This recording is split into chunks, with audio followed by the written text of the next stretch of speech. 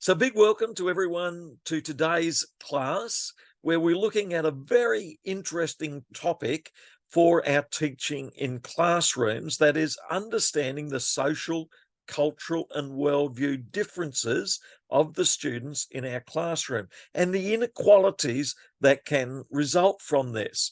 And one of the challenges we find in teaching is that we tend to accept that our view of a subject or topic or the world or politics, everything tends to be accepted often by a majority of people in a school as the dominant view that should be held, and other people feel left out.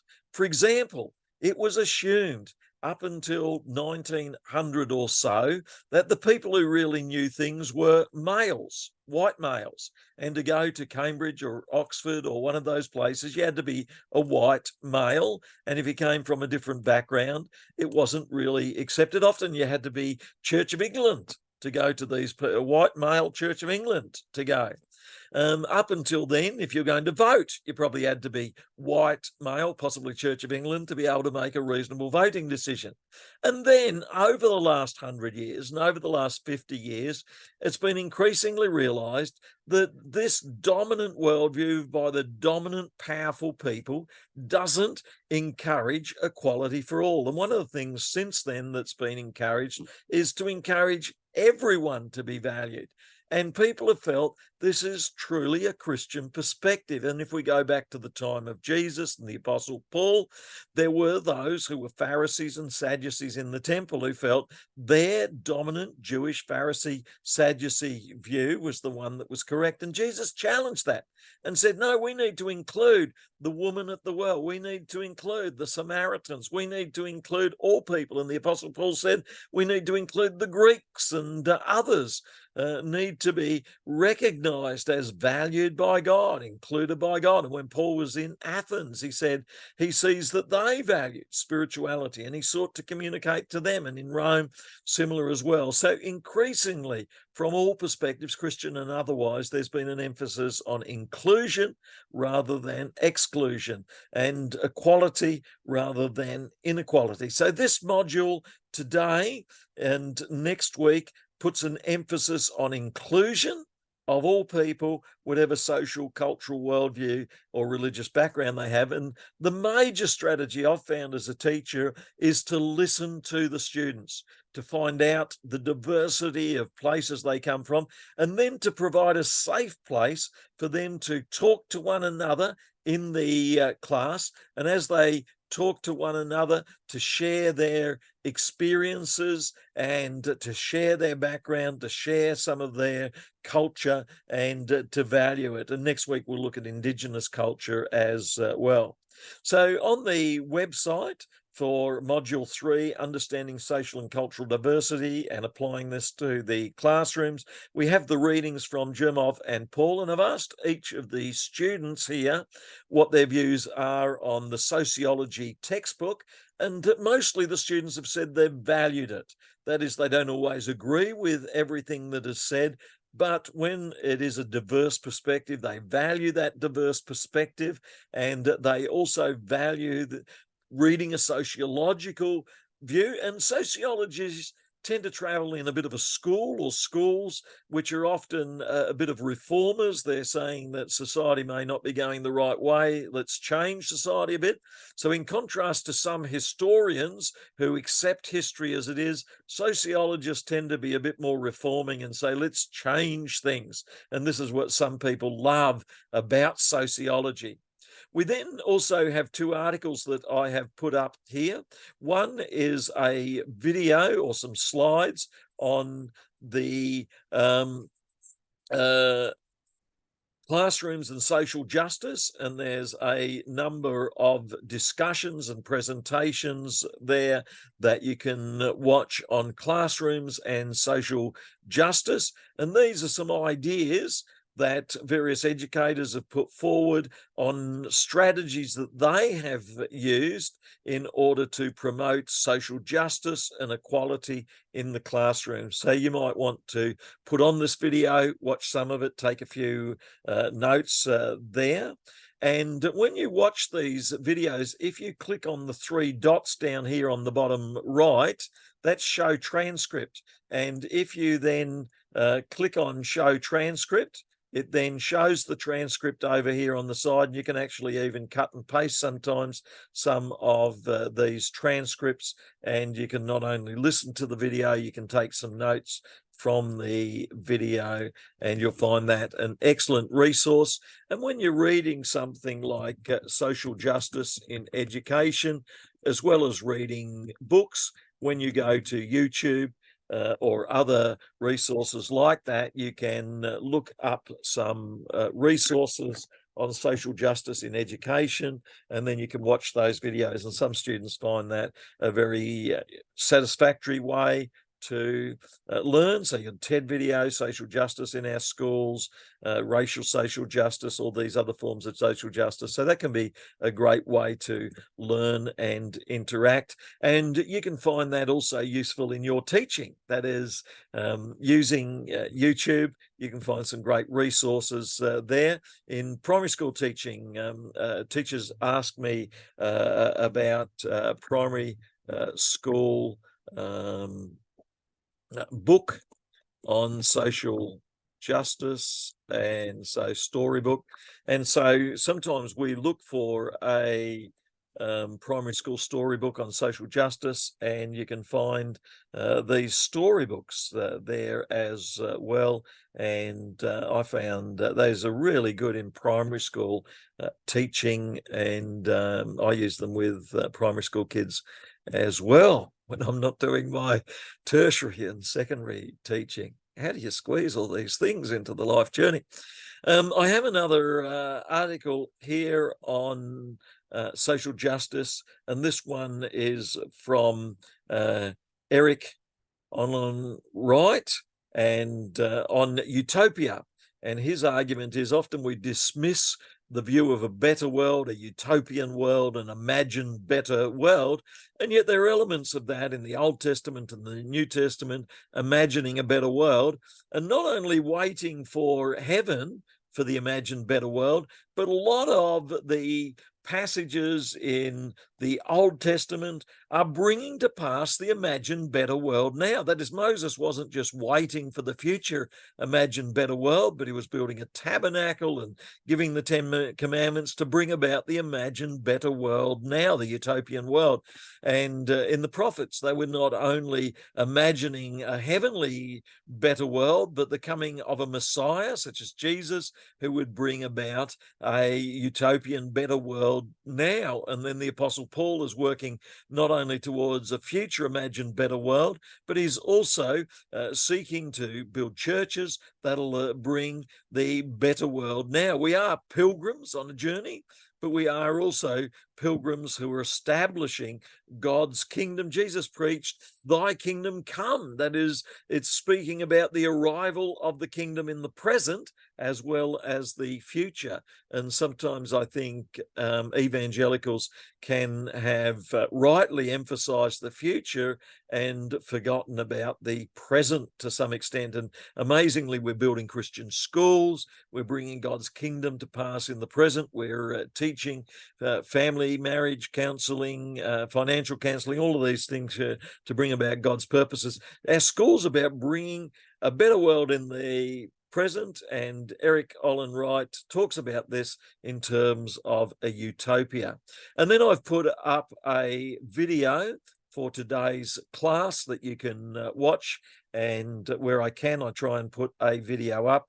This one is 38 minutes long, so if you've got time to watch today's class, I've put up the notes from today, and you can pause the video as you go through, and you've got the notes on the left-hand side, and you can take notes there. If you don't have time to take the notes, you could even take a screenshot, and you could save that screenshot onto a Word file, and you'd have notes there, and you could put very brief notes under the screenshot as well. So all of those resources are there. And then next week we go on to the needs of diverse and Indigenous cultures, and also we'll continue to work towards our next assignment that we will be discussing.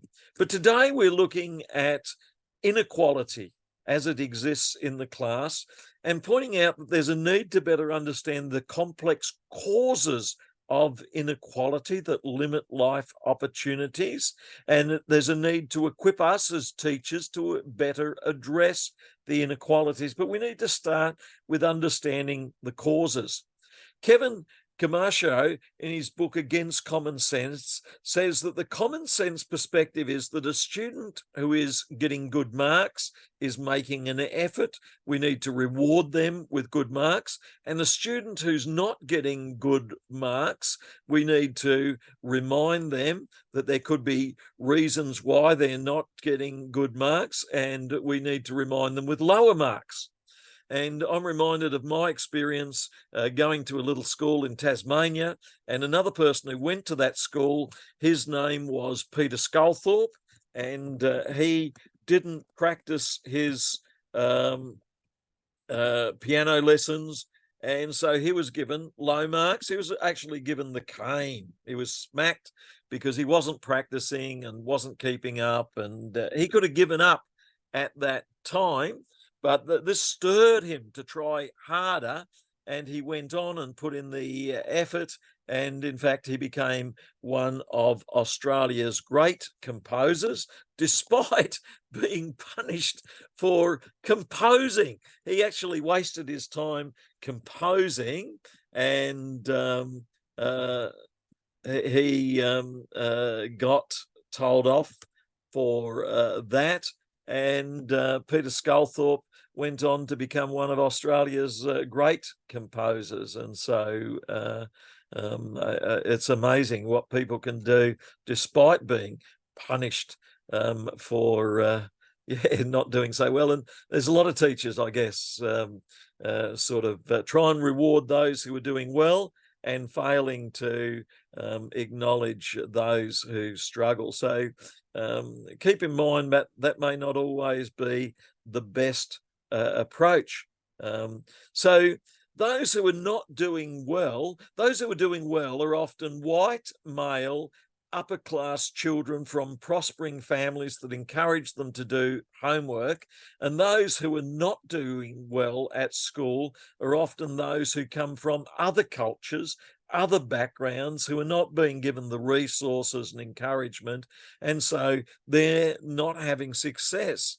And Camacho says that if we're going to encourage all students to succeed, we need to work with those who are struggling and not having success, rather than just working with the most successful. Recently, I was talking to a sports teacher, and he was talking about how in teaching his sports class, he would immediately see the good students and work with them, and he'd tell the others, you need to be more like them. But some students just don't have the natural ability at that age. I remember I went through one student who struggled, and then suddenly, after about the first 2 years of high school, he grew a bit, and he eventually played AFL football in Victoria for one of the teams over there, just because his maturity suddenly enabled him to do very well. And lots of people talk about these changes that take place. Critical pedagogy is the name we give to a critical examination of the context and methods used in teaching and education. If you go to a doctor, usually we would want a critical approach of what's wrong with us in order to more exactly understand what's occurring. And the same with teaching. A critical analysis of what's occurring is going to give us a better understanding of all of the issues taking place. And one of the things that this can lead to is a recognition of injustice and the need to bring about a greater sense of justice. John Rawls highlights the need to consider the variation of the capacity of different people and groups. That is, short people are never going to achieve the same height jumping up as tall people. They're born differently. Males can be born differently to females. Younger children can have different abilities to older children. And so it's important for us not to just recognize difference, but also give opportunity appropriate to the students of every age group. And this is John Rawls, A Theory of Justice. Rawls highlights the importance of considering justice-related issues such as people from different races, have different experiences, resources that they bring, people from different cultures, different genders, and some feel marginalized and left out. Some feel stereotyped. Some feel that colonialism has left them poorer off and imperialism, and so they're missing out on the fullness of resources, and they have different access to material and non-material resources, and they're going to do less well than those who have more resources. And so from a Christian perspective, we could say that God wills for all people to do well, and it's our job as Christians who are teachers to encourage all people to do well. In Micah 6, what does the Lord require of us? To act justly, to love, to walk humbly. And so it's right that we as Christians seek to be just and to give God's goodness to all people. In Queensland, the Catholic Education Commission, their document on social justice says a number of dimensions. Firstly, there are certain laws in the world about fairness. So just as there's a law of gravity, things fall, there's laws of goodness, that is, you plant a seed, it grows good, and there are laws of injustice. That is, if you leave people to compete and people are in a big long queue for a piece of cake and they could take whatever slice they want, the first couple of people might take half the cake. And the law of justice says if you're going to have the cake evenly distributed, you count the number of people, you divide the cake into the number of people, and each person is allocated that portion according to the number there. That's a natural law, dividing a piece of cake. Justice too can be a natural law. Each person has a right to clean air, clean water, a right to equal access to education. In Gough Whitlam's Political Time, he said that everyone should have equal access to university in Australia, and he made it free. And so a number of people over a number of years were able to go to university at no cost. And The Economist said that the country actually flourished when more people went to uni, and then they brought their knowledge back into industry and things flourished. In Germany, one of the most advanced economies in the world, they say that one of the reasons it's advanced is because they have free university in Germany. And even Australians, if you want to learn German, could go to university in Germany, and you may be able to study there for free, as I know people have done. Thomas Aquinas explained that there are a number of natural inclinations which are called laws, and there's a natural inclination to do good, to seek truth. People have a natural inclination towards good, said Thomas Aquinas. By natural law, Aquinas doesn't mean a law that's separate from God, but one that's created by God to do good. And in Romans 2, 14 to 15, the Apostle Paul said the Gentiles don't have the law, but by nature they often do good. They care for one another. They love one another. They don't have the law, but there's a law within, written by God on the hearts and conscience. So we know that we are meant to do good, and we know that when we don't do good, there's judgment. Sometimes Christians can place an emphasis just on the judgment and forget about the emphasis on doing good. And I found that in classroom teaching, it's better to give the carrot than the stick. It's better to emphasize good, to build a positive classroom culture. That'll have more rewards than building the negative.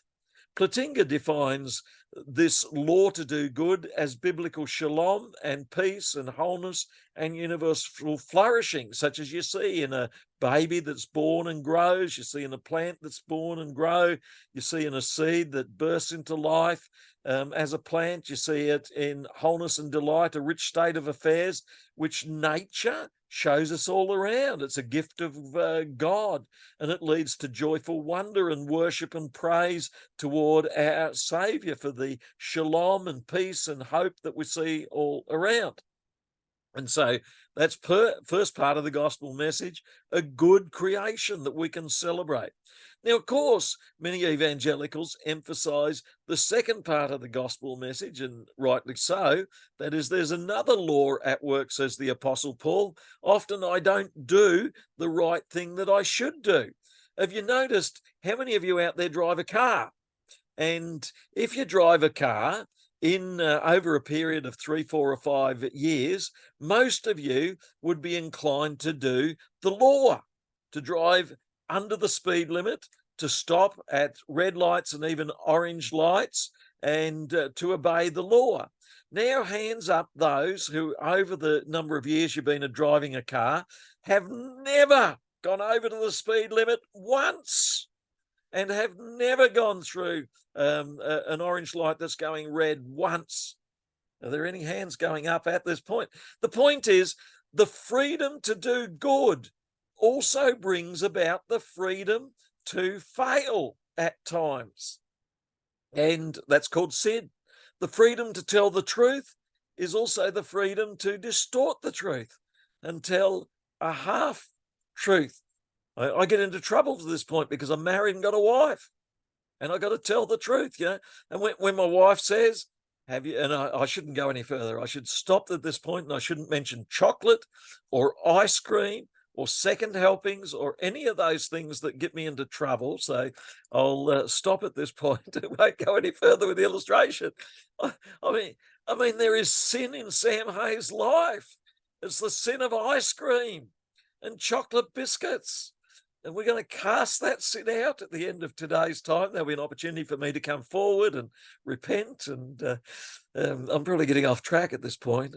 But it is good of you people to give me counsel, and I'm thankful for this at this time. And I'm feeling much better for your good encouragement and counsel. But Paul says there is a law of sin at work in our life. And so we have to acknowledge that with our children and students in our classrooms. But Paul goes on and talks about opportunity for grace and forgiveness, and which is why Jesus came into the world. And we need that present in our classrooms as well, to find that hope that there is in the transformed life that we can look forward to. In the second point that the Catholic position makes, distributive justice says that needs will often be distributed unevenly. It recognizes that the existing distributions of resources and opportunities, material and non-material, are uneven. If you live in a country like Australia and live in the centre of Sydney, you will get more education resources than living in outback Australia. You'll have more movie resources. You'll have more petrol station resources. There's an uneven distribution. And if you live in the big city, you'll find that some people seem to have the parents that are going to send them off to highly paid private schools, and other people are born into families that don't have that. There's an unequal distribution. And this means, according to the Catholic position, redistribution may be needed. Short people may need some help to get a bit taller. Females may need some help. They may get pushed aside by males. There's cultural differences, and white people may push coloured people to one side. They may need some redistribution, says this Catholic position. Thirdly, social justice means working to eliminate the structural causes of these injustices. And so some people born poorer, some people happen to have discovered Microsoft or something else and seem to do extremely well. And so we need some distribution, and taxation helps a little bit. A richer family will get taxed a bit more. A poorer family could get taxed a bit less and get a bit of more help as well. Hopefully that'll help balance what is going on. And so we have a balance in society between a socialist helping of the poor and a capitalist giving good reward for those who make effort. But geography, language, power imbalance, parental resources, different motivations, different access to information and prejudice leads to an imbalance which may lead to a redistribution. And then the Catholic position says the biblical emphasis on love, generosity, social concern, helping the poor and vulnerable also needs to be considered. So the Christian position is that we need to help those who miss out, but also the capitalist position is that we should give people reward for effort as well. I mentioned Jean-Jacques Rousseau. He's interesting. He was raised in a Christian Calvinistic faith environment, wrote a letter to the Archbishop of Paris saying he valued his Christian religious upbringing, that of his father. And he wasn't against religion so much as institutions that became corrupted. And he said individuals need to recognize the good creation of God in their lives. And if you allow children to develop and resource children, the natural inclinations towards good will do them well. So that's Jean-Jacques Rousseau's position. Hussey, however, has a different position. He says, Hussey says that people have a natural inclination towards doing evil and doing wrong or sin. And so we could talk about that position as well. And so that's an alternative position that we could consider and talk about there. And so that is another way that we could understand these two diverse positions. Now, these two diverse positions are sometimes called neoliberalism, which is the idea that the individual is the one who should have the dominant position. And then the social justice position says that because there's an imbalance, then we need to redress this imbalance where we can. And so these need to be considered, don't they? These different positions. The social justice position, there could be an imbalance. And then the neoliberal position says that we should encourage people to have the reward for effort that they are making. And so having these different positions can be particularly useful and helpful for us as well. And I think we can't just label one position as right or wrong. We need to recognize there can be right and wrong in these different positions there as well. So I just put forward those two positions. And in Germov and Paul in Public Sociology, the textbook that we're looking at, they discuss neoliberalism briefly. And neoliberalism is this idea that schools do best when we reward students who make the most effort, reward parents who've made the most effort, earned the most money, who can pay for the best resources for their children. Neoliberalism emphasizes individual freedom to use your money to make free choices, the benefits of competition, that is, if you try harder, then we should reward that. Whereas the social justice position says the opposite. The social justice position says those who've already got the wealth are going to do better and their children are going to do better. And so we've got to balance it in some ways. Can I ask students now to write down, what do you think are the strengths and weaknesses of the neoliberalism position? Freedom of choice. Rich parents can send their kids to rich schools with more resources, free choice, reward effort. Bright students who happen to get higher marks should be rewarded, and less able students, we should realize that they're less able, and so we shouldn't reward that. Can I get you to write down these two positions? I'm calling them, one, the neoliberalism position, and the second I'm calling the social justice position, which says that neoliberalism can lead to an imbalance, and social justice says we need to redress the imbalance there. And I'm not saying one's right or wrong, and I'm not saying they're necessarily against each other. We can have both, and we could recognize the value of both. But certainly they're quite different views, worldviews about our society. And the neoliberalist approach has risen in the last 50 to 80 years as the dominant approach. That is freedom to pursue finance, to pursue better education for your children, to pursue resources, deregulation, privatization, individual responsibility. You get reward for what you do. Whereas social justice says that your opportunities are often shaped by the social world around you, and you can't do better sometimes by your own efforts. You need some help. So David first, and then Matthew B. David Southwood, what's your view on the neoliberalism position versus the social justice position? I guess for me, there's like with everything, there's pros and cons to all of them, because like with the neoliberalist position, if you completely ignore the ability to help people because of their social circumstance or conditions, then to me that doesn't seem right. But as well, you shouldn't be able to take someone's freedom away to be innovative and start something.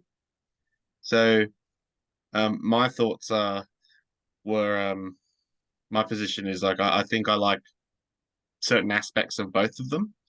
I don't really lean really too heavily into either camp. And you sound like Tony Blair, David Southwood. He wanted to find this middle position in England between the socialists and the Margaret Thatcherites, and so you could lead the middle position party. Sounds good. Matthew, what's your thoughts on neoliberalism and social justice? Yeah, like David, I'm kind of happy sitting on the fence a bit. I think both of them have, yeah, their positives and negatives. And I think both of them exist or should exist together, rather than kind of, I think when people talk about different issues and in social things, they tend to look at it specifically from one of those two points of view and fail to realize that there are elements of the other side in their own experience, so that both of them have relevance. I really like what you say there, Matthew, in that when a child is growing up, we can't expect them to sort of earn their own way. And when a person is sort of 80 or 90 years of age, we can't expect them to necessarily earn their own way. We need a certain amount of social concern. And back maybe 200-300 years, when you're 80 or 90, if you didn't have enough finance, you're almost left to starve. And if you're an orphan child, you're almost left to starve. And if you became divorced. So social concern is very important for some people. But as yourself and David have said, this freedom to innovate and freedom to build a business and have reward for that is also very important for some people as well. So neoliberalism and socialism, both important. David? Yeah, because I was because the reason I wasn't intending to sound like Tony Blair or anything, but the reason I said that was because if you take away the ability for people to be rewarded for their innovations, then what's the point to innovate? You know? Yes. So you Yes. basically you kill the incentive to be innovative, you kill the incentive to improve.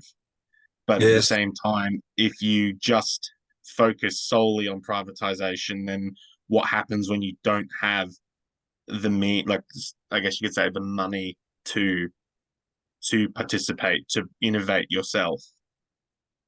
And David, when it comes to incentives such as grades, rewards, those things, I guess they are quite incentives, aren't they? And we try, but sometimes we also may have backup strategies so that if a student doesn't do so well, we may say that they can resubmit or something like that. Do you have thoughts on use of grades and rewards in the classroom as incentives to help all students doing well, recognizing that some students are just not as highly developed, even though they're in the same age group classroom, they're not going to have a lot of success. How do we sort of balance that rewards, but realizing some haven't developed yet? I would think it would have to be individualized to the student. So rather than just setting the bar, like say, for example, if you have everyone doing like a maths exam, you aren't necessarily going to treat every student the same and go, this is the bar. The incentive is you want to get a good grade so you can go on and do like X, Y, and Z, like so you can be a math, like be skilled in maths, take a job in the maths or sciences. But you'd want to give them an incentive that helps them get to where they're wanting to go. So the example I could provide would be like if you have a student who's really gifted in mathematics, you'd probably want to provide that incentive to have them go down that path. But if they have talents in other areas, maybe in the arts or English or philosophy or something, then you'd probably maybe you could create an individualized way of motivating them that way to something that suits them. I really like that idea of keeping an ear and eye out for other areas that they might be able to succeed at. And some might be more social, and you could get them to have an opportunity to talk at times and express what the class is saying and thinking.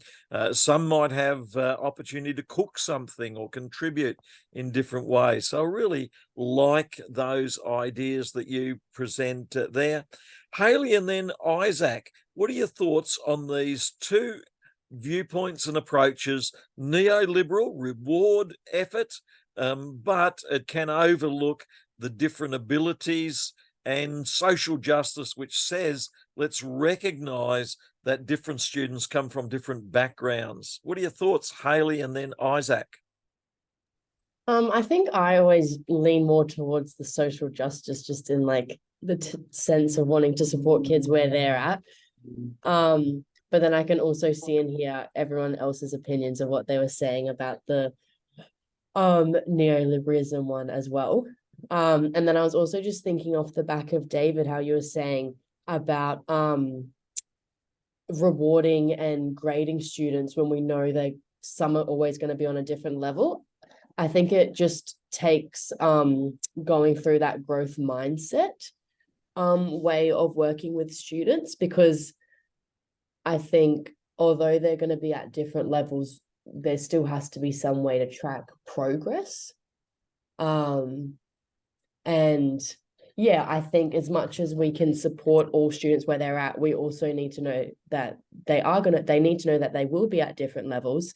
And yeah, like David said, maybe personalized so they can track their own progress rather than having to compare to where other people's progress is at. I really like that idea of personalized and track own progress. Further thoughts, Haley? Yeah, I think that was sort of my thoughts, just leaning, that's sort of how I tied in more social justice, I guess, at making it more of a personalized thing rather than just a blanket, this is, everyone has to be at this level, and disregarding, taking in people's differences. And I like the way you point out there can be a blanket class level versus the personalized track your own progress approach. I really like that. Isaac, your thoughts on the two approaches, neoliberalism versus social justice? Yeah, I think neoliberalism, at their worst, neoliberalism just comes a dog eat dog kind of world where the rich get rich and the poor get poorer. And at its worst, social justice limits progress in the name of fairness and equality. But yeah, I think I wouldn't say they're not really on, like, you don't really have one spectrum where neoliberalism is at one end and so other, I'd say, but I think they can kind of coexist. They can at like 50% level intensity, if you get what I mean. I think, yeah, you kind of need both. You kind of need both to stop the other one from going to its negative extreme. But yeah, I think in the classroom, absolutely, it's just all about yeah, you need a standard. You have to have a standard. Otherwise kids don't know what they're aiming at. It's like having like the learning wall for assignments. If we don't have a standard of this is what you're meant to do, kids can't understand what the point of an assignment is, how they're supposed to do it well. But yeah, absolutely, you got to approach kids at a level of at their own level. But you also need to help them to realize that like it's okay to like I think you'll still run into issues with kids where they'll still go, oh, but they're doing better than me.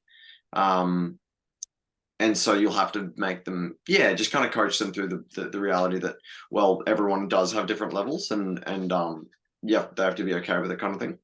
Yeah, I don't know if that answers the question fully, but yeah, that's my kind of opinion on it. And certainly you find that at school and sport, that is primary school.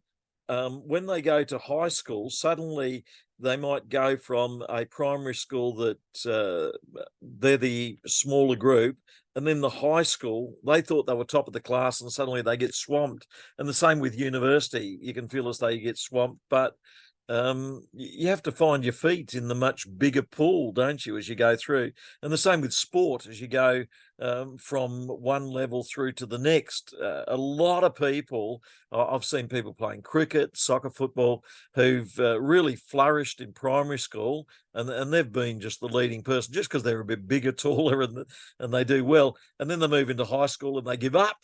And then and I've seen others thriving at high school and then move to university level and give up. And so, the world gets bigger and bigger as you move further up, doesn't it? Yeah. It was interesting. My last prac out at Mount Isa, talking to the mentor teacher just about how the standards are lowered to relative to the high level that is in the school. You can't compare kids out there just who have a really low attendance rate. You can't compare them to a kid at a state school on the coast that has better funding and more of a good culture around education. Like, you got to compare, apples to apples kind of thing she was talking about, which was an interesting and kind of challenging concept, because it was like, well, that means that their expectation is lowered, and so they can only rise to meet that expectation. They can't. How she was a sports teacher, and as the kids progressed in the districts, going from Mount Isa area to then the Winton thing, and then going to the coast, they'd absolutely smash in Mount Isa, do really well in Winton, and then as soon as they went to the coast, they got flogged, kind of thing. It's like like you're saying, big fish in a little pond until you get chucked in the ocean, kind of thing. Yeah, such a good example. Really well said. Danisha, what are your thoughts on the difference between the neoliberalist approach and then the social justice approach? Your thoughts, Danisha? I mean, pretty similar to what everyone else has said. Like, I don't think you can have one without the other. I think if we just focused on justice and everything, and it was more so of a look after yourself, you do this, like, you don't need to push yourself. I think people would take advantage of that and just become completely lazy. I don't think things would move along the way that they should. I think people do need a bit of a drive. Yeah. And we face this in teaching how much to help students. Personally, I like to help them as much as I can, feeling that there's plenty of opportunity for students to stretch out in the future, but there's other teachers will hold back on help, feeling that that encourages the student to make an effort themselves. And so we're always facing these sorts of questions as we teach. So neoliberalism is the ideology that emphasizes freedom, free choice, benefits of competition, but it does reward those who already have the advantage, who are at the front of the pack. It promotes the free market, and in education, those who've got the right families are going to do better. It's wedded to the belief that the market should organise. That is, the competition and the way things play out in the market is going to dominate things. So it advocates increase in school choice, advocates free market.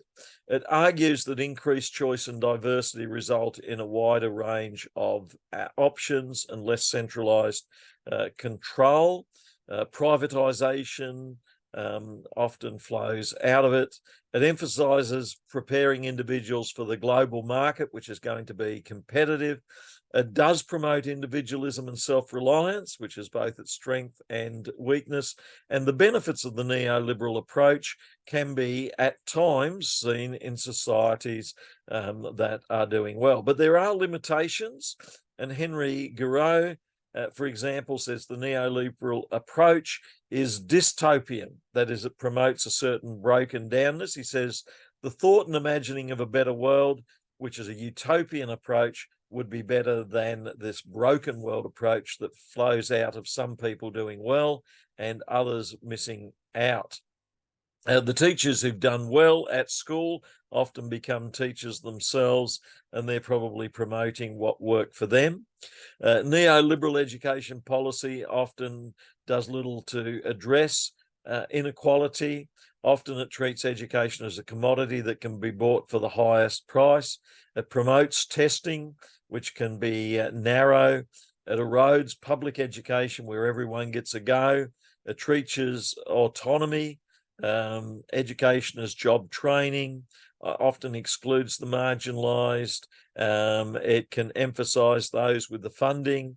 It may not promote public good of all. It may narrowly define success. It may lead to cultural homogenation towards this big standard for the dominant culture.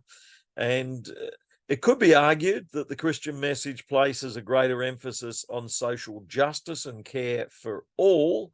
However, evangelicals often side with the neoliberals, which is a fascinating thought as to why do evangelicals side with the neoliberals. Catholics often side with social justice. Perhaps their theology is a bit different. Clarkson provides an analysis of the history of religions and fundamentalism, and he says that evangelicals can at times align with the fundamentalists, but I think both the neoliberals and the social justice people can become fundamentalist when they focus on narrow, obedient, subservient, following on a narrow set of beliefs and ideas, as the Pharisees and Sadducees and some Romans did back in Jesus' time, and some do today. Bagent says that many mainstream Christians have pushed towards fundamentalism. That is, they want a narrow view supporting neoliberalism or social justice rather than a balance of all of the views that are needed. So the purpose of social justice is linked through a theological interpretation of the Christian message that recognizes the importance of justice. And sometimes justice comes through helping those who are missing out. Sometimes justice comes through the neoliberal rewarding of effort. And you see both passages in the Bible. Active discrimination refers to helping those who are missing out. So it is a form of discrimination towards those who are missing out. But Paulo Freire has written much on this topic, and he says that you must be convinced of the fundamental possibility and effort of education to help liberate people who are missing out. So education has an opportunity to help the marginalized, and so it's important. Religion too can either help or can promote exclusion. And so we need to recognize the way schools can either help or promote exclusion, and our Christian groups that we're a part of can either help address the problem or promote exclusion. Paul McLaren has written from Paulo Freire's approach to pedagogy for rising up, for liberty, for insurrection, in which they argue that we should encourage those who are feeling squeezed out to rise up, not so much following Marx, but following Jesus, that there is a commitment to the poor and powerless. But for Jesus, this is providing a gospel message of hope and framework that can bring about a better world in this present time as well as in the future. And McLaren writes, from liberation to salvation, a revolution that brings about a better world. And also Paul Freire writes, pedagogy of hope, helping the oppressed in the world to do better.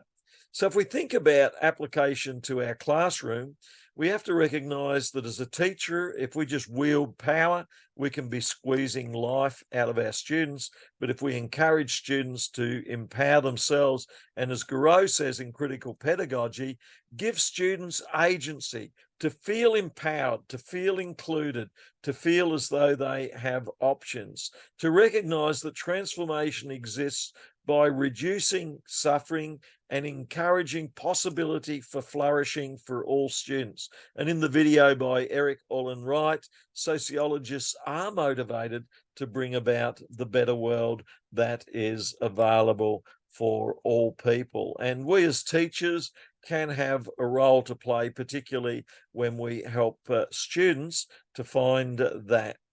I've just mentioned application. If we validate and speak positively to students, then we'll see tremendous reward for those students. And if we give them a sense of belonging, inclusion, being valued, they'll do well. So building a sense of belonging, as Christy Bradford says, is going to bring a huge amount of success for our students. So if we work on the deficit model, students missing out, we can either just encourage acceptance, or we can see that our school and class is sometimes not meeting every student's need. So many people who are motivated to help in social justice areas are motivated by their Christian conviction. And so A.B. Campion, multi-site case study of Christian school leaders, found that Christians are often highly motivated. Now, Campion, writing in 7 Ways to Support Diversity, says that according to an article in Scientific American, if we have diversity in our classrooms and we recognize it, our students will develop more. That is, awareness of diversity and the need to care for one another develops students and improves social and academic outcomes. And 7 ways that are suggested here to help in a diverse classroom. Firstly, reevaluate our materials that we teach with, the stories that we tell, our textbooks. Are they just talking white, male, middle class, or are they including people? So if you're talking, so you got students from Spain or France or from Indigenous culture, let them share a song, let them share art, let them share their language. Secondly, get to know your students and their background. Value individuals, which is what a number of you have said. Schedule time out to visit classrooms. Get to know diversity of students in your school. Communicate your vision for inclusion to others in the school. Show school spirit for inclusion. Be willing to address inequality, providing safe space where students who feel bullied or left out or not included can come and talk through the issues and feel supported. Use language that promotes positivity. Respond to inappropriate comments, but do it in a caring, loving way, and model inclusion. Remove existing markers of inequality and be careful with grades, etc., that it doesn't just promote some over others. Connect with families and communities to show that they're valued. Send out emails, newsletters, host a parent and family night. One of the most valuable things I did as a chaplain was when I hosted some nights to help parents. Meet diverse learning needs.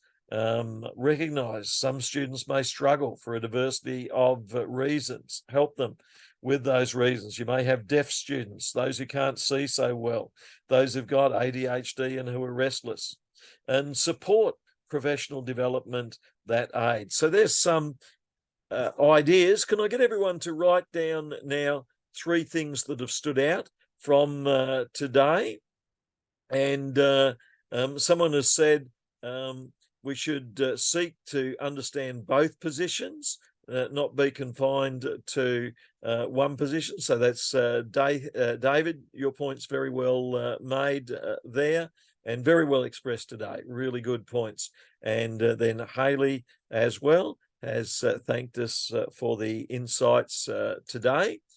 So can I get everyone to write down some things that have stood out, and then just going through David and Matthew. Firstly, what stood out to you today?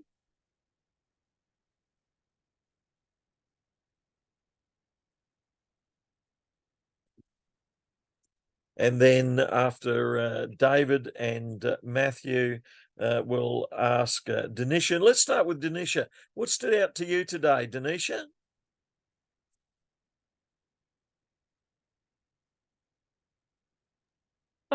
Probably just the conversation about neoliberalism and social justice. It's nice to hear different perspectives, I guess. And what's your Yeah. conclusion, Denisha? Both work together, or are there some insights into both that stood out? I think both work. I think you need both. And in the classroom, it means that we reward students who do well. We say, congratulations, you got a high grades. And so we reward that. But at the same time, we also encourage reward of all students. That is every student, reward of effort for everyone, reward of progress. Yeah. Further thoughts, Denisha? Well, all I was just going to say is that, yeah, for the kids that want to grow, there should be that option for them to grow, not just because of their circumstances to leave them at that level. I really like that. So not letting circumstance allow them to be stranded at that level. Matthew, what are your thoughts on what stood out to us today? And then David. Yeah, so just the conversations that we've had in general, and then just kind of learning a bit more about the neoliberalism ideas and social justice ideas. Because I've heard lots of elements of them being talked about, but then kind of not it's good to kind of go into a bit more detail about them. And your conclusions, Matthew, because you think quite deeply about these matters. What are your thoughts on this pressures in our society and in our schooling and in our classrooms? What are your concluding thoughts, Matthew? Basically, both perspectives are relevant and have a place. I very much kind of agree with a lot of things everyone else has said. With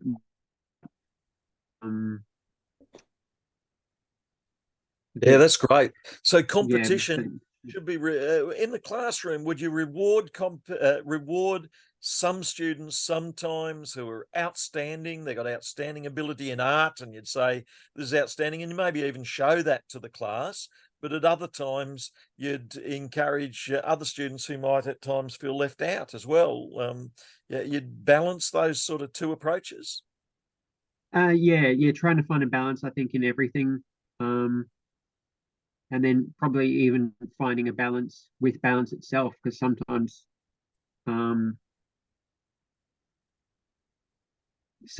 it can be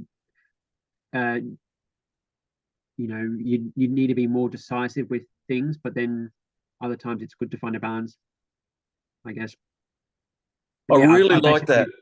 I basically agree with what everyone said so far. So.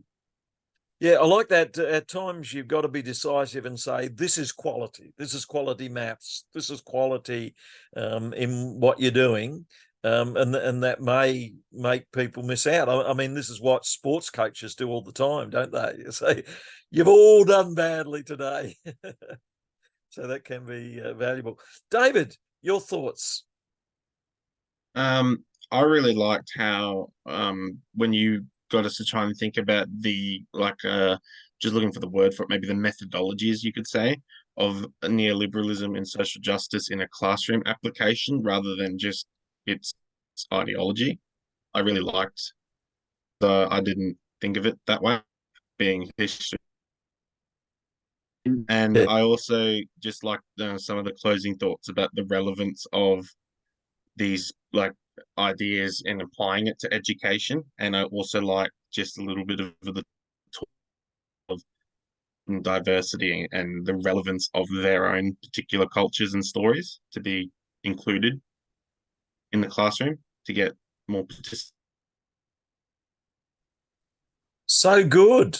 Yeah. And it is so valuable to value these diverse cultures rather than get them to try and fit into our culture. So they're great thoughts. Look forward to catching up with everyone next Monday when we continue to discuss these topics and we look at culture and Indigenous people as well. So look forward to catching up then. Thank you, each one. Valued your contributions. Thank you.